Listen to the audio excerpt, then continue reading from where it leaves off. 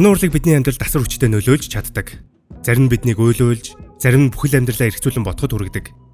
Харин зарим кино бидэнд урам зориг өгч, бушуухан жимдээ явмаар, машинаасаага тааныг тишээ давхимаар, эсвэл ямар нэг зүйлд ялт байгуулах хүслийг төрүүлдэг. Үүнийг testosterone heavy cinema гэж ярьдаг. Гэхдээ энэ төрөлд ихэвчлэн булчинлаг гол дүртэй, хуучны акшн, мачо кинонууд багтдаг.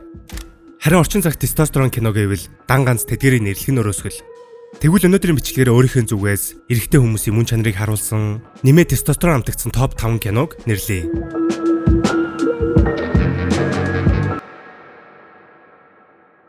Энэхүү чагсаалтын хамгийн чимээ багтаа кино бол Дайн уран бүтээлч Nicholas Winding Refn-ийн Холливуудад хөл тавьсан анхны бүтээл Drive. I don't sit in while you're running it down. I don't carry a gun. I drive. Кино сонирхогчид түүнийг өөрийн гэсэн өрмөц хэм маягаар нь маш сайн мэднэ. Үүний нэг жишээ нь Todd Young. Тэрээр дунд зэргийн өнгийг ялгаж чаддаггүй color blind бөгөөд энэ нь түүний өрмөц Todd Young-тэй кино бүтгэхэд нөлөөлсөн юм. Тэгвэл 2011 оны Drive кинон дээр хуучны мачо кино шиг булчинлаг дөрүүд хэтрүүлэгтэй үйл явдал огт байхгүй. Харин ч зэрэгээр Ryan Gosling-ийн бүтээсэн гол дүр бараг юм ярьдаггүй, өөрийгөө тайлбарлах гэж оролддоггүй. Ямар сандал бүтэн киноны турш бид гол дүрийн нэрийг мэдэхгүй явсаар ердөө Driver гэх нэрээр таньсаар дуустдаг шүү дээ. Түүний дуугүй байдал манай монголчуудын хэлдэг жинхэнэ эр хүн гэж тодорхойлоход хэцүү дүр. Гэвч тэр шаардлагатай үед юу гэрж, ямар үйлдэл хийхээ маш сайн мэддэг. Ryan Gosling-ийн бүтээсэн дүрүүдээс фэнүүдийн хамгийн их өөртөөгөө relate хийдэг literally me дүр нь энэ дүр. Учир нь тэр бүх зүйлийг ганцаараа хийдэг, чимээгүй хэрнээ өөртөө итгэлтэй байдал нь орчин цагийн Sigma гэх нэршлийн төлөөлөл болж чадсан. Man Who Moves in Silence гэж үг байдаг да. Drive киноны гол дүр бол үүний хамгийн том жишээ. Миний хувьд 2011 оны Drive кино эрэгтэй хүн бүрийн үзэх ёстой кино гэж боддог.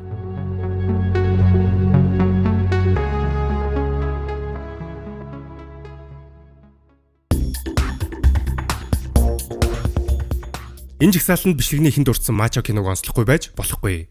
Миний хувьд хамгийн үзэх дуртай хэд ч үзсэн уйддаггүй кино бол 1987 оны Predator.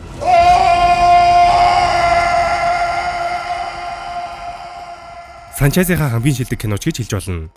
Энэ киног өнгөц харахад зүгээр нэг харийн аратантай классик акшн кино. Hyper masculinity буюу хит иршүүд байдлыг магтандуулсан жинхэнэ testosterone даврыг ялгаруулж чадхаар. Арнольд ахын залуу төрхөн ч өөрөө явдаг testosterone гэж хэлж болно.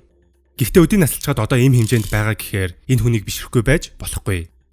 Ямар ч тач киноны эхний 30 минутанд сая дурдсан hyper masculinity-г жинхэнэ утгаар нь гаргаж чаддаг. Гэвч Predator-тай нүр тулснаар тэр бүх зүйл нь утга учиргүй болохыг киноны дүрүүдэд үзэгч бидэнд хүртэл ойлгуулж чаддаг. Арнольд ахын бүтээсэн дүр дааж хамгийн хүчтэй нь болохоро биш, хамгийн том буутай болохоро ч биш.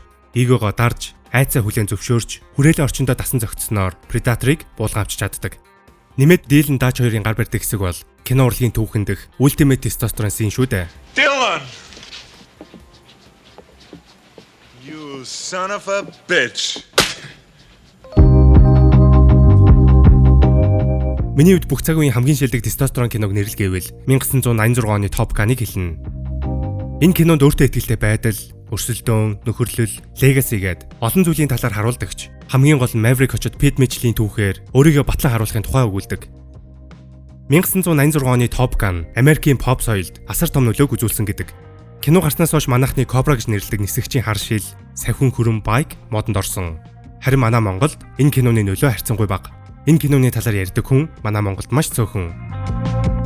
Тэгвэл киноны үргэлжлэл 36 жилийн дараа нээлттэй хийсэн Top Gun Maverick эхний ангийнхаа сүнсийг хадгалж хөгшөрсөн Pete Mitchell-ийн дүр хэрхэн хойч үедээ өөрийнхөө legacy-г үлдээж буй талаар гарсан юм. Нэмээд шинэ үеийн нисгчдийн дүрд Miles Teller, Glenn Powell, Lewis Pullman гээд хамгаалт царайлаг мундаг жүжигчдийг богинуулсан юм.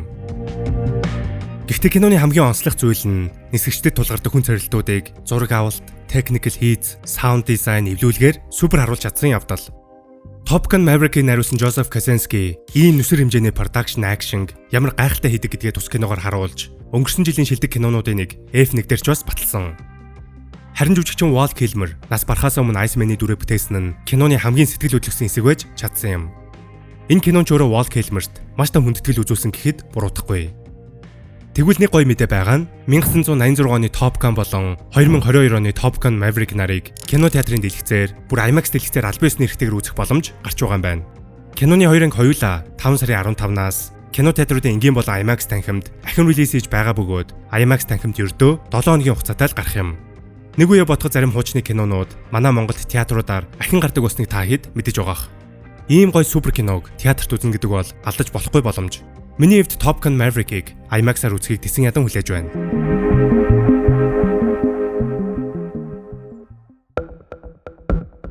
Заримдаа цэвэр адреналин ялгаруулсан, галзуу тулааны дэглэлт болон гүйцэтгэлтэй, цус нүжин садарсан гор зурагтай акшн кино үзэгчдийн тестостероныг ялгаруулж чаддаг. Ёстой л гадаа гараа тэнтэй чамаагүй зодтолчмоор тийм нэг мэдрэмж. Үүний хамгийн том алдартай жишээ нь John Wick гэдэж түүний сүрийг тавихад хамгийн том нөлөө үзүүлсэн, бараг бүх цаг үеийн хамгийн шилдэг акшн кино гэж хэлж болох The Raid-ийг онцлох нь зүйтэй. West найруулагч Gareth Evans-ийн энэхүү Индонез кино орчин үеийн акшн кинонуудын суурь болж, жанртаа хамгийн том өөрчлөлтийг авчирсан гэж хэлж болно. Үүний ачаар бид John Wick-ээс эхлээд ижил төстэй олон бүтээлийг үзэж байна. Тус кинонд Индонезийн үндэсний тулааны урлагийг харуулж, гайхалтай дэглэлт зураг авалтаараа ялгарч чадсан. Энэ кинонд тоглосон Iko Uwais, Joey Taslim гэх мэт жүжигчид Холливуудын томоохон кинонуудад тоглож, үүний ачаар дэлхийд дахинаа танигдсан юм.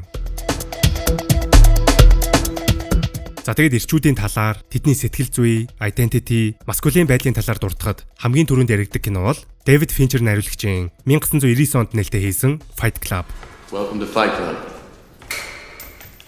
Энэ киноны тухай яривэл тусдаа бичлэг болохоор хэмжээний тийм өргөн цар хүрээтэй бүтээл. Гэхдээ миний хувьд киноноос хамгийн онцлог зүйл нь ирчүүдийн identity crisis. Мэдээж Tyler Durden-ний дүр ханаас нь чарсан байж болох хамгийн кул дүр. Эрх чөлөөтэй, өөрийнхөөрөө зоригтой, харизматай гэд эрэгтэй хүн тэрэгтэй бүхэн шин чанар түүнд бий. Гэхдээ киноны төгсгөл түүнийг баатар биш, хүчирхийлэгч, манипулятор, экстремист гэд токсик маскулинитийг төлөөлүүлж шүүмжилсэн юм. Харин түрүүнд дурдсан өөрийгөө олоогүй, амьдрал нь нэгэн хэвийн уйдгартай, identity crisis-д орсон ирчүүд Tyler Durden-ний Fight Club нэгдэж, хүчирхийллийн дор өөрсдийгөө амьдаар мэдэрдэг. Өөр олон юм ярих шаардлагагүй. Хэрвээ та бүхэн энэ киног үзэж байгаагүй бол заавал үзэх киноны нэг. Өмнө нь үзэж байсан жахин дахин үзэх бүртээ шин зүйлийг олж харах тийм л мундаг бүтээл. За тэгээд хамгийн чухал дүрэн бол Fight Club-ын тухай ярьж болохгүй. The first rule of Fight Club is you do not talk about Fight Club. The second rule of Fight Club is you do not talk about Fight Club. Орчин үед Sigma, Alpha, Beta гэх мэт олон янзаар ирчүүдийг тодорхойлж, токсик маскулинитийг магтандуулж, интернетээр хүүхдүүдийн тархийг угаах нь илбэгссэн. Залуучуудын харж, шүтэж, хүндэлж явдаг хүмүүс нь хүртэл асуудалтай. Энэхүү кино чагсаалтаар та бүхнийг ийм байх ёстой гэж тулах гисэнгүй. Харин эрэгтэйлэг байдал, сэтгэл гутрал, ганцаардал, identity crisis гэд ирчүүдийн амьдрал тулгардаг олон асуудлыг аль өнцгөөс нь хэрхэн харахыг өөрсдөд чинь үлдээлээ. Үгүй байсан ч үзэхэд зугаатай, огт өөдөө хараагүй сонирхолтой кинонууд байх болно гэдэгт итгэлтэй байна. За тэгээд энэ хүрээд бичлэг маань дуусч байна. Бичлэг таалагдсан бол лайк, subscribe-а дарахаа битгий мартаарай. Мөн манаас үгийн үйл ажиллагааг дэмжих хүсвэл доор гарч байгаа дансаар донешн хийлгэх боломжтой. Дараагийн бичлэгээр уулзцгаая.